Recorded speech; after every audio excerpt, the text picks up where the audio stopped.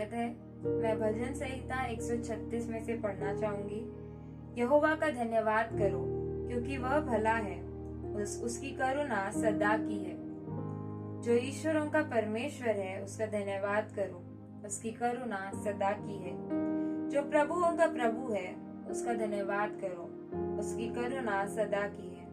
उसको छोड़कर कोई बड़े बड़े आश्चर्य कर्म नहीं करता, उसकी करुणा सदा की है। उसने अपनी बुद्धि से आकाश बनाया, उसकी करुणा सदा की है। उसने पृथ्वी को जल के ऊपर फैलाया है, उसकी करुणा सदा की है। उसने हमारी दुर्दशा में हमारी सुधि ली, उसकी करुणा सदा की है। और हमको शत्रुओं से छुड़ाया है, उसकी करुणा सदा की है। वह सब प्राणियों को आहार देता है, उसकी करुणा सदा की है। स्वर्ग के परमेश्वर का धन्यवाद करो, उसकी करुणा सदा की है। आमीन। आइए आज हम खड़े होते हैं और प्रभु की स्तुति आराधना करते हैं। प्रभु तेरा धन्यवाद करते हैं शाम के समय के लिए। प्रभु धन्यवाद करते हैं प्रभु कि हम तेरी स्तुति आराधना कर सकते हैं प्रभु, कि हम तेरी उपस्थिति में आ सकते हैं प्रभु। मांगते हैं प्रभु कि आज शाम को जैसी हम सब तेरी स्तुति आराधना करें प्रभु, कि तुझे सारा आदर सारी महिमा मिले प्रभु, क्योंकि केवल तू उसके योग्य है प्रभु। तेरे नाम में मांगते हैं, आमीन। सागर से भी गहरा, पर्वत से भी ऊंचा, तारों से भी ज्यादा प्यार है तेरा। सागर से भी गहरा, पर्वत से भी ऊंचा, तारों से भी ज्यादा प्यार है तेरा। प्यार है तुझसे ही प्यार है, प्यार है तुझसे प्रभु।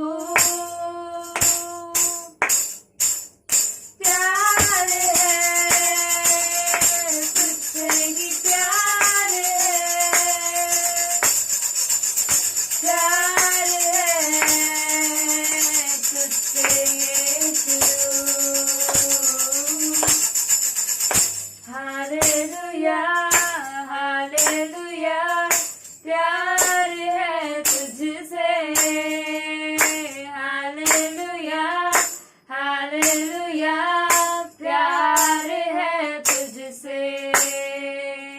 हालेलुया हालेलुया, प्यार है तुझसे। हालेलुया हालेलुया, प्यार है तुझसे। प्यार है तुझसे ही प्यार है, प्यार है तुझसे प्रभु। प्यार है तुझसे ही प्यार है, प्यार है तुझसे यीशु, तुझसे यीशु, तुझसे यीशु। प्यार है तुझसे ही प्यार है, प्यार है तुझसे प्रभु। प्यार है तुझसे ही प्यार है, प्यार है तुझसे यीशु, तुझसे यीशु, तुझसे यीशु। प्रभु परमेश्वर तू कितना भला है, तेरी भलाई सदा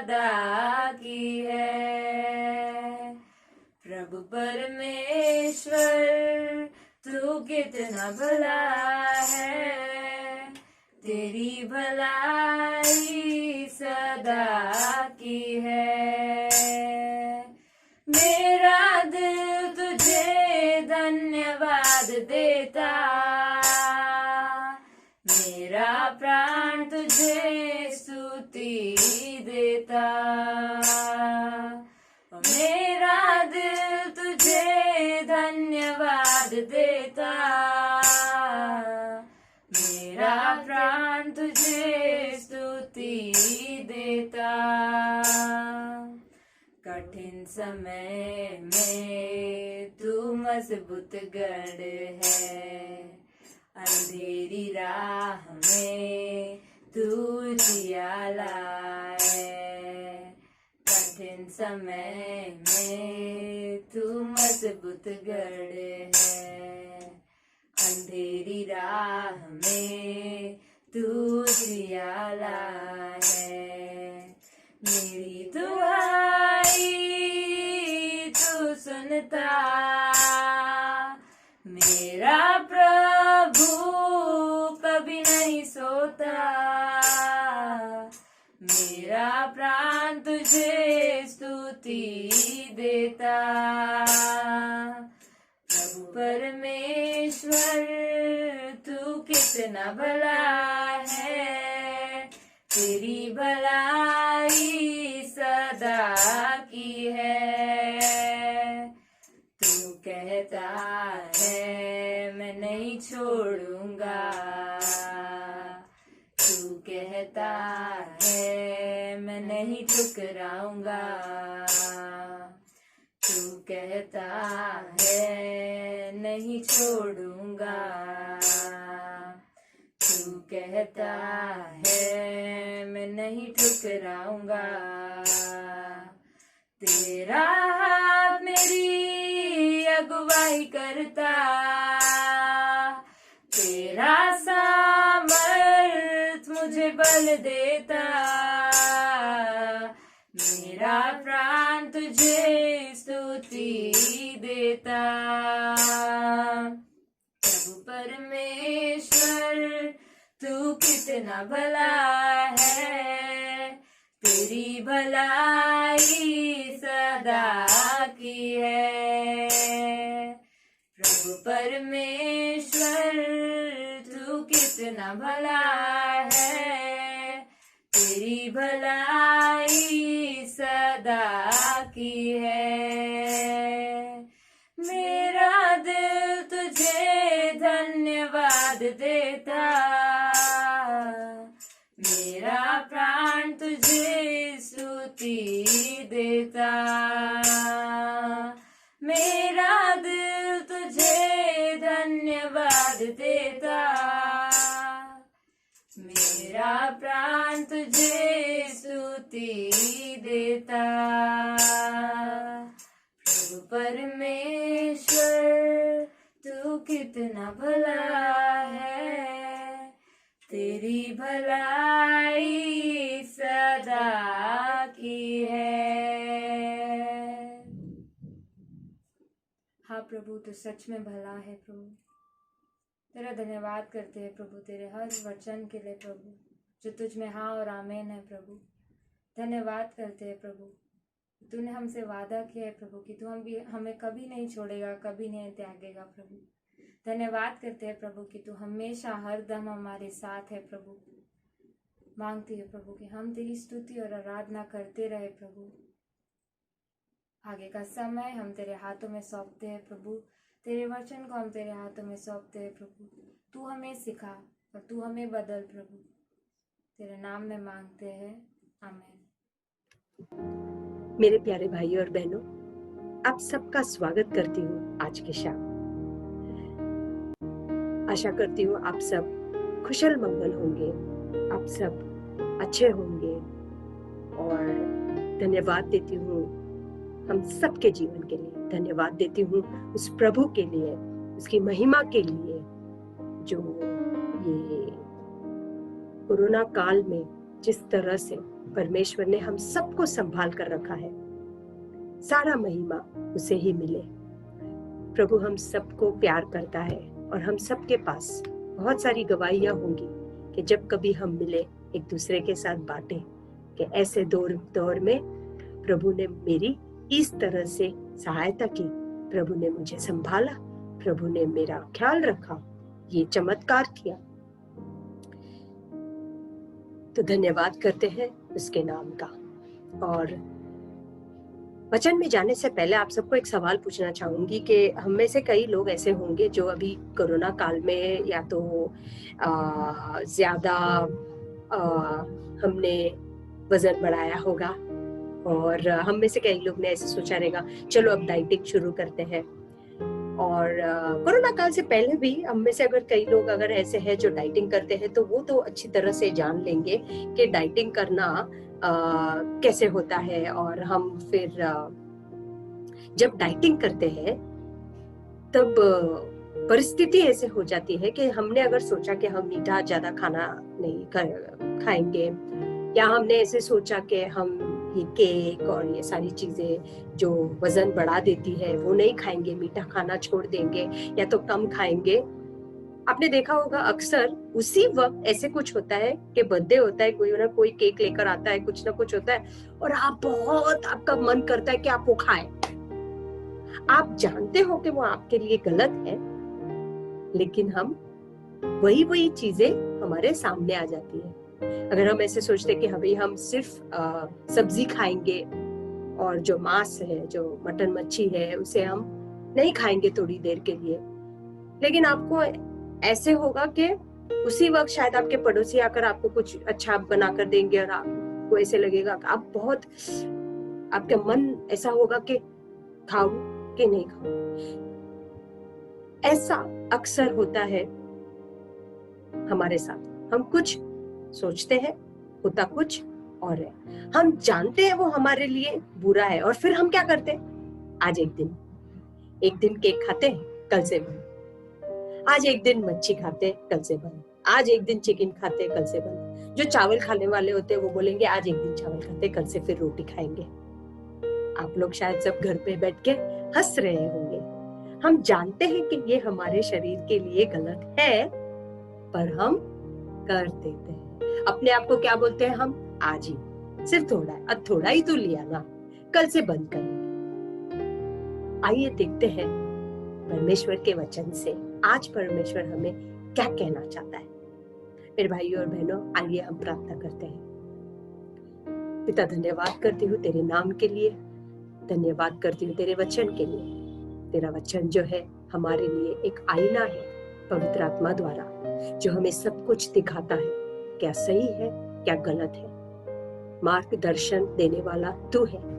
तूने कहा मैं तुझे कभी अकेला नहीं छोड़ूंगा, तेरे साथ मैं एक ऐसे मित्र को दूंगा, मार्गदर्शन देने वाला को दूंगा, तेरी अगुवाई करने वाला दूंगा, तुझे सिखाने के लिए एक शिक्षक दूंगा, ताकि वो हर पल हर समय वो तेरे साथ रहेगा और तुझे सिखाएगा।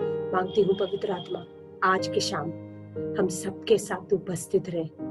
मेरे मुंह से निकले हर एक शब्द मेरे ना हो, बल्कि तेरी ओर से हो। तेरे भाइयों बहनों, तेरे कलीसिया से तू बात कर, मैं नहीं। तेरी इच्छा अनुसार जो तू चाहे मेरे मुंह से वो शब्द निकले, ऐसे मैं मांगती हूँ। मुझे अभिषेक कर दे कि मैं तेरे वचन को बांटूं।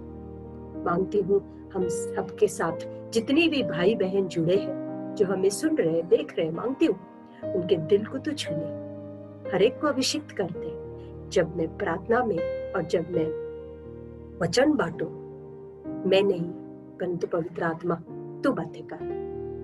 हम सबके दिल को टटोल, हम सबको ऐसे बना कि हम जो कुछ भी आज सीखें, आज के शाम सीखें, हमारी जीवन शैली में उसे हम लागू करें। यीशु मसीह तेरे नाम से मांगती हूँ, तेरे मीठे प्यारे पवित्र नाम से मांगती हूँ, आमीन। तो मेरे भाइयों और बहनों, मैंने आपसे कहा कि हम ऐसा करते हैं। जानते हो पवित्र आत्मा हमसे हर वक्त ऐसे ही बातें करता है, हमारे आत्मिक भोजन के बारे में। हम जानते हैं कि पवित्र आत्मा के द्वारा प्रभावित होकर जो हम वचन पढ़ते हैं हमारे लिए कितनी जरूरी है। और अक्सर हम उसमें तृप्त नहीं होते हैं। क्यों? क्योंकि हमको कुछ और चाहिए होता है। प्रभु के वचन को हम किसी और चीज से उसे रिप्लेस कर देते हैं, है ना? ऐसे ही होता है। और आज परमेश्वर हमसे बातें करना चाहता है, परमेश्वर हमें बताना चाहता है। शुरुआत में प्रभु ने जब सृष्टि की रचना की तब सब कुछ अच्छा था, लेकिन क्योंकि परमेश्वर के वचन पर मनुष्य ने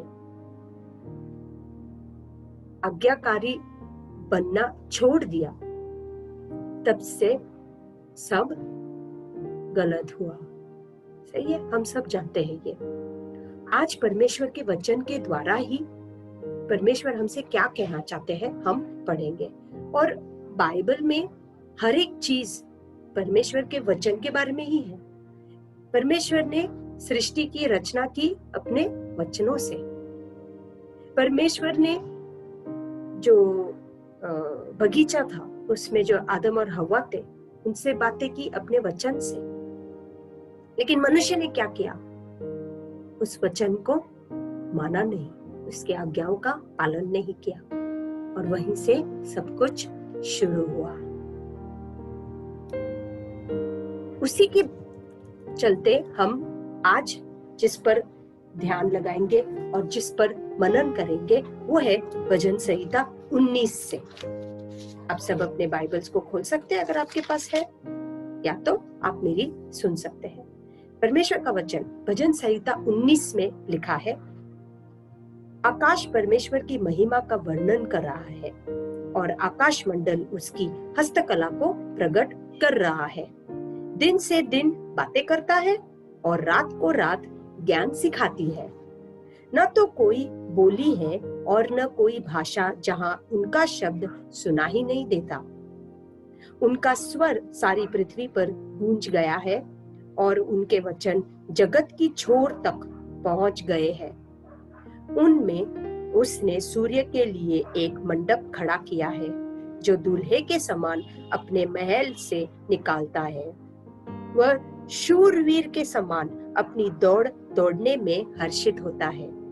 वह आकाश के एक सिरे से निकलता है और वह उसके दूसरे सिरे तक चक्कर मारता है और उसकी गर्मी सबको पहुंचती है। यहोवा की व्यवस्था खरी है, वह प्राण को बहाल कर देती है और यहोवा के नियम विश्वास योग्य है, साधारण लोगों को बुद्धिमान बना देता है। यहोवा के उपदेश सिद्ध है, हृदय को आनंदित कर देता है। यहोवा की आज्ञा निर्मल है, वह आंखों में ज्योति ले आती है। यहोवा का भय पवित्र है, वह अनंत काल तक स्थिर रहता है। यहोवा के नियम सत्य और पूरी रीति से धर्ममय है। वे तो सोने से और बहुत कुंदन से भी बढ़कर मनोहर है। वे मधु से और टपकने वाले छत्ते से भी बढ़कर मधुर है। यहाँ तक ही पढ़ूंगी, उसके आगे आप घर में पढ़ सकते हैं। मेरे भाइयों और बहनों, इसमें लिखा है, शुरुआत जब होता है, आकाश परमेश्वर की महिमा का वर्णन करता है।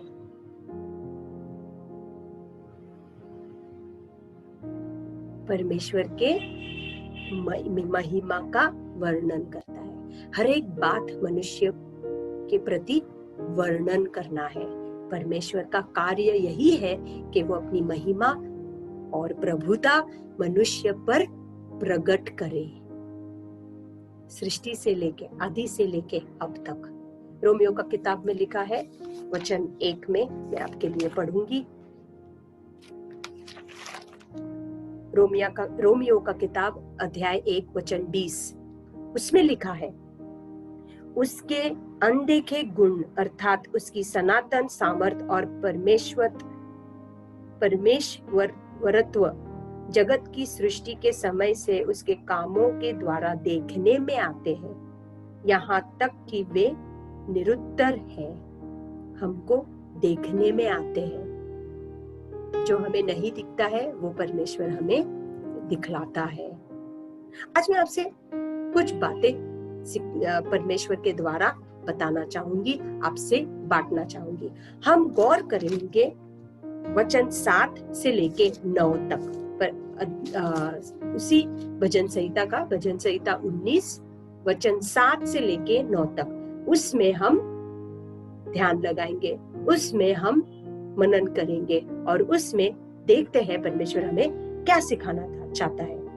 ये 7 से लेके 9, इसमें लिखा है परमेश्वर की व्यवस्था के बारे में। तो मेरा आज का शीर्षक यही है, परमेश्वर की व्यवस्था, परमेश्वर का वचन, अर्थात व्यवस्था माने वचन, जो उनके नियम है, जो नियम वो बनाते हैं, वो परमेश्वर का वचन नियम है, परमेश्वर के व्यवस्था नियम है। तो उस पर हम ध्यान लगाकर सुनेंगे परमेश्वर हमसे क्या कहना चाहता है। सबसे पहले, परमेश्वर का नियम उत्तम है, इसमें कोई कमी घटी नहीं है। उत्तम, हम कह सकते हैं सर्वोत्तम,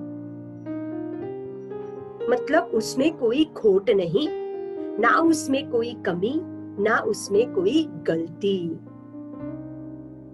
उसमें परमेश्वर के वचन में हम जो ढूंढते हैं हमें मिल जाता है। एक दूसरे के साथ कैसे रहना, एक दूसरे के साथ सहभागिता कैसे करना, कलीसिया में कैसे रहना, हमारे परिवार में कैसे रहना, लोगों के साथ कैसे रहना, इस दुनिया में कैसे रहना, परमेश्वर का वचन हमें सिखाता है। कोई ऐसी गवाही नहीं कि जहां लोग ऐसे बोलते हैं कि परमेश्वर का वचन में ये तो नहीं लिखा। सब चीज लिखा है परमेश्वर के वचन में, और जो वो हमें सिखाता है। बाइबल कहती है, अगर हम उस पेड़ की तरह रहे जो परमेश्वर के वचन से बढ़े, तो हम कभी मुरझाएंगे नहीं। परमेश्वर हमें हमेशा ऐसा पेड़ बनाएगा, ऐसा वृक्ष बनाएगा जिससे हम में से फल निकल आएगा।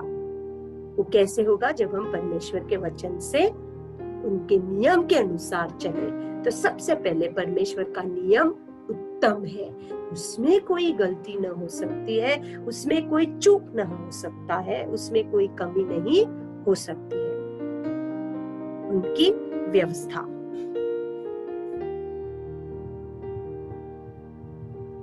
दूसरी बात, परमेश्वर का नियम अवश्य है,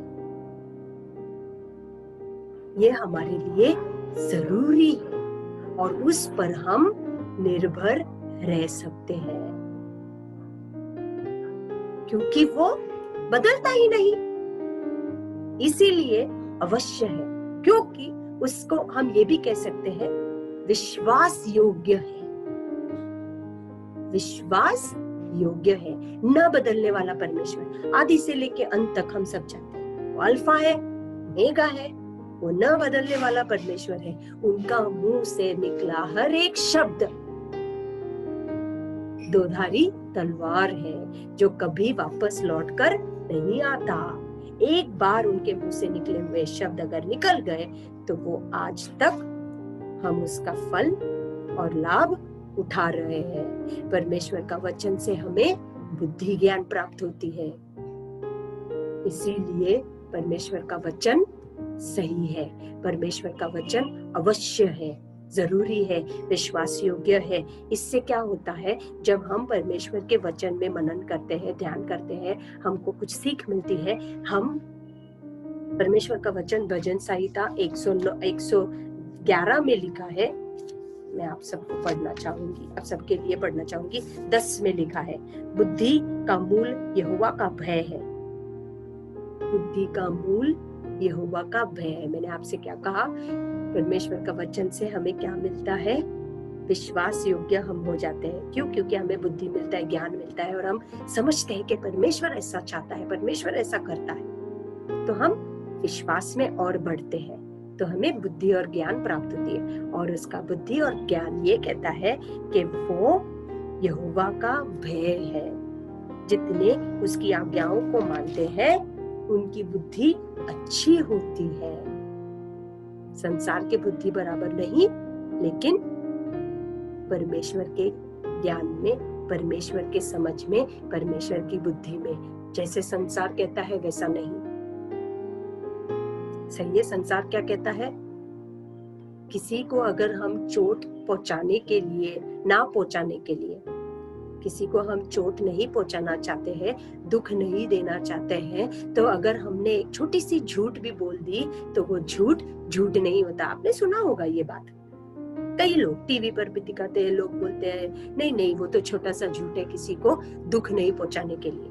लेकिन परमेश्वर के वचन में ये कहीं नहीं लिखा है। परमेश्वर कहता है झूठ झूठ ही है। और एक चीज परमेश्वर बोलता है, परमेश्वर को झूठ से नफरत है, झूठ से क्रोध उभर कर आता है परमेश्वर को। तो झूठ झूठ ही है। झूठ को हम किस तरह पेश करते हैं वो परमेश्वर देखता है। हम झूठ बोल रहे हैं या सच बोल रहे हैं, हम उसे किसी भी तरह पेश करें, सजा कर पेश करें, पर झूठ बदलता नहीं, वो झूठी है। और वही परमेश्वर हमें बुद्धि देता है समझने के लिए। संसार की बुद्धि नहीं, परमेश्वर की बुद्धि, परमेश्वर की बुद्धि। तीसरी बात, परमेश्वर का नियम सही है, वो हमें सही मार्ग दिखाता है, हमारी मार्गदर्शन करता है, हमें दिखाता है हमें कैसे रहना है, कैसे जीना है। मैं हमेशा प्रार्थना करती हूँ, मुझे हर एक बुराई से तू दूर रख। मुझ में ये बुद्धि कहाँ से आई? हम कहीं अक्सर ऐसे जगह जगह जाते हैं और हमें नहीं पता, वहां अगर कुछ ऐसी बातें हैं जो हमें चोट पहुंचा सकती है, हमारे आत्मा के लिए हानिकारक हो सकता है। हम शारीरिक रूप में तो नहीं देख सकते, असलियत में तो नहीं देख सकते, लेकिन हमारी आत्मा के लिए अगर वो सही है या गलत है, ये परमेश्वर हमें सही मार्गदर्शन करता है। मैंने जब प्रार्थना किया, मैंने यही कहा, जब यीशु मसीह संसार को छोड़कर जा रहे थे तब सारे जो उनके चेले थे वो बहुत चिंतित हो गए थे, और परमेश्वर जानता था कि ये चेले अगर मैं इन्हें अकेला छोड़ूं तो ये नहीं समझ पाएंगे इनको क्या करना है। इनको एक सहायक की जरूरत है, मार्गदर्शन देने वाला की जरूरत है, उन्हें सिखाने वाला की इनको जरूरत है। और उन्होंने कहा, क्योंकि वो जानता है हमारे लिए क्या सही है, हमारे लिए क्या गलत है, परमेश्वर हमें जानता है, और इसीलिए उन्होंने हमें पवित्र आत्मा दी और उनके वचन भी दिए। ये जो नियम है, ये जो बाइबल है, इसमें सारे नियम है, और वो हमें सिखाता है क्या सही है क्या गलत है। हमारे सोच से अक्सर हम बहक जाते हैं, हमारे भावनाओं में हम अक्सर बहक जाते हैं। और जैसे मैंने आपको कहा, एक दिन हम बोलते हैं जाने दो, आज एक दिन केक खाते हैं ना, थोड़ा सा खा लेंगे, उसमें आपके भावनाओं में बहक गए। आपने तो निर्णय लिया था, प्रण लिया था कि आप डाइटिंग करोगे, लेकिन फिर भी आपने केक देखा और आपसे रहा नहीं गया, और आपने छोटा सा खा लिया, और आपके मन को आप कह रहे हो मैंने छोटा सा ही तो खा लिया, कल से मैं जरूर नहीं खाऊंगी। सही है? परमेश्वर का वचन हमारे मार्गदर्शन करता है, वो हमारे दिल से बातें करता है, दिल की गहराई की बातों को परमेश्वर जानता है, और फिर वो हमें रोकेगा। कई बार पवित्र आत्मा हमें रोकेगा, नहीं नहीं वहां मत जा, नहीं नहीं वो मत कर, नहीं ये जॉब तेरे लिए सही नहीं होगा, वो जॉब मत लेना, नहीं ये काम मत कर, नहीं इस वक्त मत जा। सही है? क्यों? क्योंकि परमेश्वर हम के वचन से हमें ये सीख मिलती है, पवित्र आत्मा द्वारा परमेश्वर हमें सिखाती है। चौथी बात, परमेश्वर का नियम खरा है, शुद्ध है, असली है। ये परमेश्वर का वचन कहता है कि परमेश्वर का वचन शुद्ध है, परमेश्वर का वचन खरा है।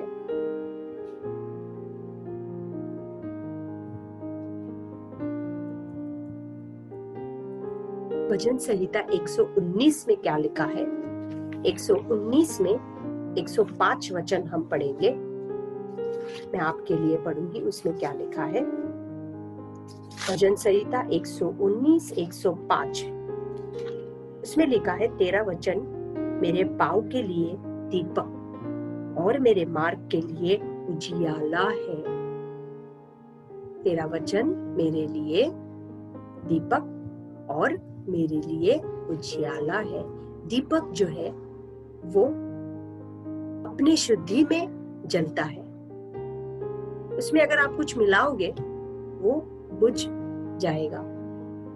सही है, परमेश्वर का वचन वही है हमारे लिए। अगर हम उसमें हमारा सोच मिलाएंगे वो हमारे लिए हानिकारक होगा, और हमारे जीवन में जैसे जैसे हम कदम बढ़ाएंगे परमेश्वर की ज्योति उसमें नहीं रहेगी।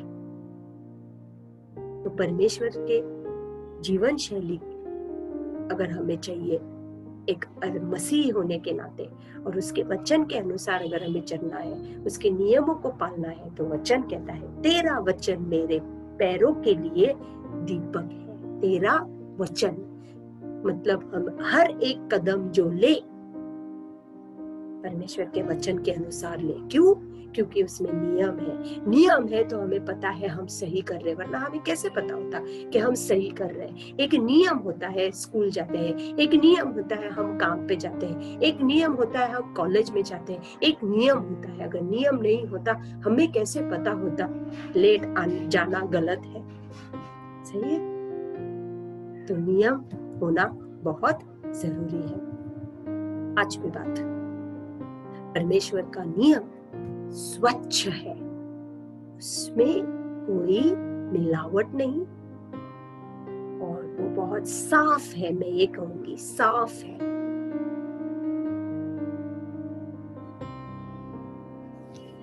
पत्रस में लिखा है 1 में कि मनुष्य का जो मांस है वो घास की तरह है, और उसकी महिमा फूलों की घास की तरह। और उन परमेश्वर का जो वचन है वो अनंत काल तक है, उसमें शुद्धता है, उसमें सफाई है, उसमें स्वच्छता है। और आप देखेंगे जब हम मैं क्यों आपको बोल रही हूँ कि वो स्वच्छ है, साफ है, क्योंकि वही हमें दिखाता है कि हम एक दूसरे के साथ हमारा जो बर्ताव है, एक दूसरे के साथ हमारा जो रिश्ता है, जो नाता है, उसमें परमेश्वर सच्चाई लेकर आएगा। क्योंकि परमेश्वर हमें वचन से सिखाएगा अपने भाई बहनों से हमें कैसे रहना है, कलीसिया के भाई बहनों के साथ रहना है, कैसे रहना, अगुवाओं के साथ, पासवानों के साथ, सबके साथ हमें कैसे रहना है, परमेश्वर का वचन हमें सिखाता है। और मेरी आखिरी बात आज शाम के लिए, परमेश्वर का नियम सत्य है। आप सब घर में बैठकर ये कह सकते हैं मेरे साथ, परमेश्वर का नियम सत्य है। परमेश्वर जो न्याय करता है वो सत्य का न्याय करता है, असत्य का नहीं। सत्य के परमेश्वर है। क्योंकि वो सत्य के परमेश्वर है और उन्हें गलत सहन करना नहीं होता, पाप सहन करना नहीं होता, इसीलिए पाप का वेतन उन्हें चुकाना पड़ा अपने इकलौते पुत्र को क्रूस पर चढ़ाकर। अगर हम हमेशा ऐसे सोचते कि परमेश्वर दयालु है, परमेश्वर कृपालु है, परमेश्वर माफ करने वाला है, सही है, बिल्कुल सही है।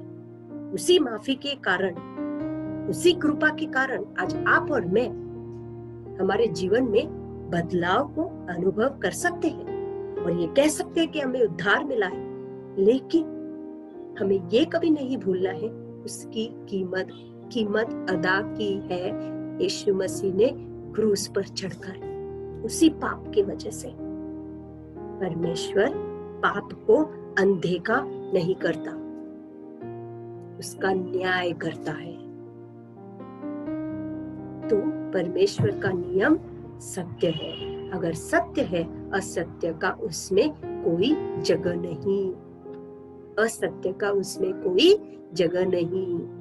आप जानते हो बाइबल में कैसे कैसे हमारे नबी हैं, बहुत सारे अगुवाए हैं जिन्होंने गलत काम भी किए हैं। मूसा को परमेश्वर ने मित्र कहा, लेकिन जब मूसा ने गलत किया तब मूसा को दंड मिली। वाचा के जगह पर मूसा जा नहीं पाया। मेरा सवाल, कहाँ था परमेश्वर का हृदय कृपालु वाला? सही है। इसका मतलब ये नहीं कि परमेश्वर कृपालु नहीं है। परमेश्वर ने मूसा को कहा मैं तुझे दिखाऊंगा, चलो, और परमेश्वर ने दिखाया। मूसा ने देखा लेकिन कदम नहीं रखे।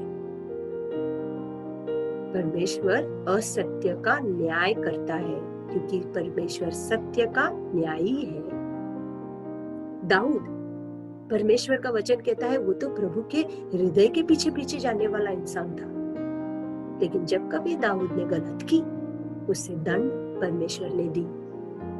फिर दाऊद नीचे जमीन पर रेंग कर परमेश्वर की सामने, परमेश्वर की ओर जाकर कहता है मुझे माफ कर दो, और परमेश्वर ने हर बार उसे माफ भी किया। तो कहने का मेरा यह है मतलब परमेश्वर के वचन के बिना, परमेश्वर के वचन के बिना हम कुछ नहीं कर सकते, क्योंकि इसी में परमेश्वर के नियम है, परमेश्वर की व्यवस्था है, और ये हमें सिखाएगा मसीही जीवन हमें कैसे जीना है। तो अंत में मैं 5 चीजें आपको बताऊंगी और मैं समाप्त करूंगी। इसे पढ़ो। अगर आपके पास बाइबल नहीं है, आजकल तो सबके पास स्मार्टफोन है, इसमें बाइबल है, सुनो। तो या फिर इसे सुनो या तो इसे पढ़ो, लगातार पढ़ो। फिर दूसरा बात, परमेश्वर के वचन में, परमेश्वर के वचन पर ध्यान करो, चिंतन मनन करो। आपको अगर परमेश्वर कुछ बातें अपने दिल में बताता है तो आप उस पर ध्यान कर सकते हो कि परमेश्वर ने मुझे ऐसे कहा, प्रार्थना में बैठो और परमेश्वर आपको बताएगा, बातें करेगा। उसे कहते हैं मनन करना, ध्यान करना। उसे याद करो, याद करने की कोशिश करो कि जैसे जैसे आप बोलोगे, आप प्रार्थना करोगे, आप वचन से बोलोगे। जैसे भजन संहिता 34, भजन संहिता 30, भजन संहिता 121, ये सारी भजन संहिता आप ध्यान कर सकते हो, याद कर सकते हो। फिर उसे दोहराते रहो।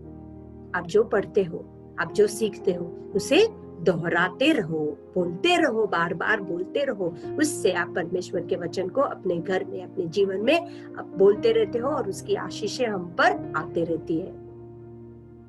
और 5वां बात और आखिरी बात, उसे पढ़ना छोड़ो नहीं। उसके सिर्फ उससे पढ़ना नहीं, उससे सीखना नहीं, उसे याद करना नहीं, उस पर ध्यान लगाना नहीं, दोहराना नहीं, अंत में उस वचन के को प्रतिसाद देना। अगर मैं आपसे कुछ बोलूं और आप सामने से जवाब ही नहीं दे रहे हो अगर मुझे, तो मैं अगली बार आपसे कैसे बात करूं? आप घर में किसी से बात कर रहे हो और वो इंसान आपको जवाब ही नहीं दे रहा है, तो आप उस इंसान को बोलोगे ना, अरे क्या मैं कब से बोल रही हूँ और तुम जवाब ही नहीं दे रहे हो। प्रतिसाद देना है परमेश्वर को। जब हम सुनते हैं हमें करना है। सही है।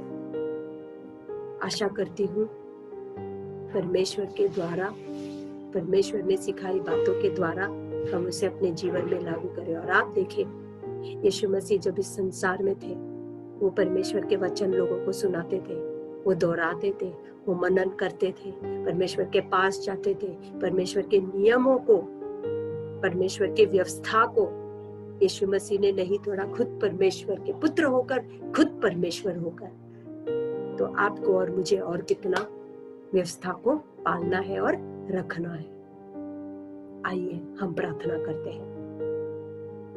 धन्यवाद करती हूँ आज के शाम के लिए पिता, कि तू हमसे इतना प्यार करता है, इसीलिए तू हमें सिखाता है। धन्यवाद करती हूँ सारी चीजों के लिए। तेरे सिखाए हुए हर एक शब्द को हम हमारे जीवन में लागू कर सके, ऐसे तू हमारी सहायता कर। हे पवित्र आत्मा, हमें कभी छोड़ना नहीं, माफ कर देना, क्षमा मांगते हैं हम अगर हमसे कोई भूल हुई हो, अगर हमसे कुछ चूक हुई हो, हमें माफ कर देना, हर एक को अभिषेक कर देना, हर एक के दिल से बातें कर, हर एक के दिल को छू ले। तेरे मीठे प्यारे नाम से मांगती हूँ, आमीन। तू ही मार्ग है, तू ही सत्य है, तू ही जीवन है मेरे प्रभु। तू ही मार्ग है, तू ही सत्य है, तू ही जीवन है मेरे प्रभु। तू ही मार्ग है और तू ही सत्य है, तू ही जीवन है मेरे प्रभु। तू ही मार्ग है और तू ही सत्य है, तू ही जीवन है मेरे प्रभु। सजदा करूं मैं, सजदा करूं, सजदा करूं, सजदा करूं मैं, सजदा करूं, सजदा करूं।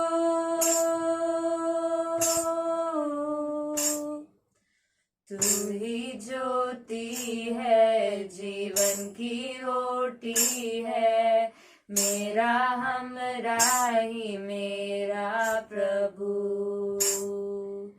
तू ही ज्योति है, जीवन की रोटी है, मेरा हमराही मेरा प्रभु। तू ही ज्योति है, जीवन की रोटी है, मेरा हमराही मेरा प्रभु। तू ही ज्योति है, जीवन की रोटी है, मेरा हमराही मेरा प्रभु। सजदा करूं मैं, सजदा करूं, सजदा करूं, सजदा करूं मैं, सजदा करूं, सजदा करूं। मेरी चाहत तू, मेरी आरज़ू, मेरा हौसला मेरा प्रभु। मेरी चाहत तू, मेरी आरज़ू, मेरा हौसला मेरा प्रभु। मेरी चाहत तू, मेरी आरज़ू, मेरा हौसला मेरा प्रभु। मेरी चाहत तू, मेरी आरज़ू, मेरा हौसला मेरा प्रभु। सजदा करूं मैं, सजदा करूं, सजदा करूं, सजदा करूं मैं, सजदा करूं, सजदा करूं, सजदा करूं मैं, सजदा करूं, सजदा करूं, सजदा करूं मैं, सजदा करूं, सजदा करूं, सजदा करूं। और कलीसिया में प्रार्थना करता हूँ, हमारे परमेश्वर पिता का प्रेम, हमारे प्रभु यीशु मसीह, उनकी शांति और उनका अनुग्रह और पवित्र आत्मा की सुसंगता आप सब लोगों पर सदा सर्वदा बनी रहे। और परमेश्वर के लोग बोलेंगे आमीन।